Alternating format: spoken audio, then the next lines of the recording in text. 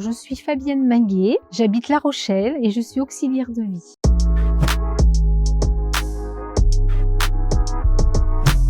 Alors, le métier d'auxiliaire de vie s'adresse à des gens pas forcément dépendants, des gens qui peuvent être seuls, des gens qui sortent de l'hôpital, qui ont un besoin de rééducation et qui préfèrent le faire à domicile mais qui ont besoin d'une toilette, d'une remise au niveau des repas, des activités aussi physiques. Donc on est là avec une équipe pour pouvoir mettre en forme en fait son quotidien chez elle. Voilà.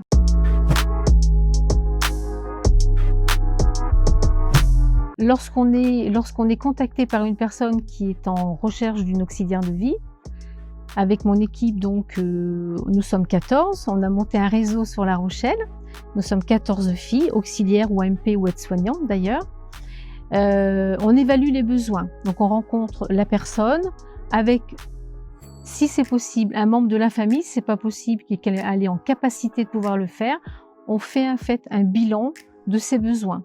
Donc ça peut être uniquement une toilette, ça peut être uniquement les courses, ça peut être uniquement une promenade, un accompagnement, ce qu'ils appellent quelquefois une dame de compagnie.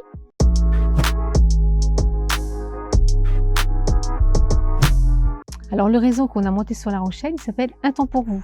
On est toutes auxiliaires de vie ou AMP ou aides-soignantes. On a deux aides-soignantes dans l'équipe et on travaille en binôme. Bien souvent en binôme.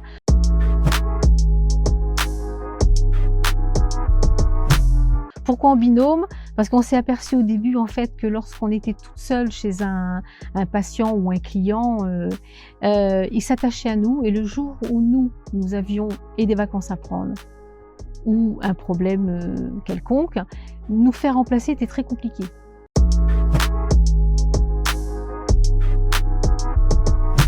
La confiance, c'est quand même la base de notre métier. Il y a quand même un lien social qui est tout de suite à faire, une confiance. Et effectivement, le mieux, c'est quand même de travailler tout de suite à deux.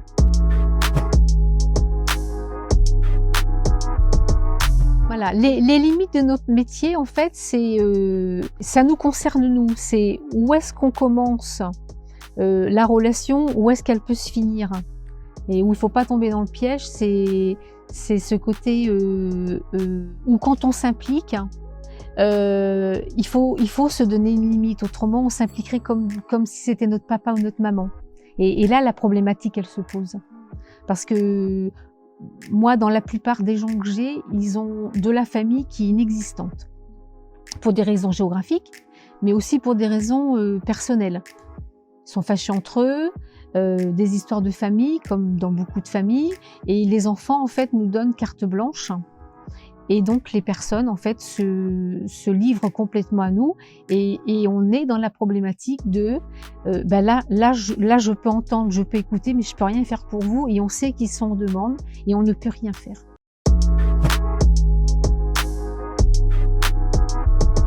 Oui, moi, je pense que le message qu'il faudrait quand même laisser passer, c'est le métier d'auxiliaire de vie, c'est effectivement au maximum pouvoir aider les gens à rester jusqu'à la fin de leur vie chez eux. Donc de mettre tout en place, aussi bien le personnel, mais aussi le lit médicalisé, la maison doit être adaptée aussi pour ça. Donc essayer au maximum en fait de les laisser leur fin de vie en fait chez eux, quoi.